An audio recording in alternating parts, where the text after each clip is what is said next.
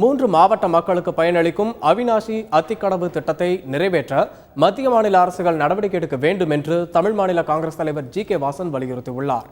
மக்களை நோக்கி என்ற நிகழ்ச்சியின் மூலம் மக்களை சந்தித்து வரும் வாசன் திருப்பூர் மாவட்டம் குன்னத்தூரில் மக்களை சந்தித்தார். அப்போது தமிழகத்தில் மீண்டும் காமராஜர் ஆட்சி மலர்ந்திட மக்கள் தங்களுக்கு ஆதரவளிக்க வேண்டும் என்று கேட்டுக்கொண்டார்.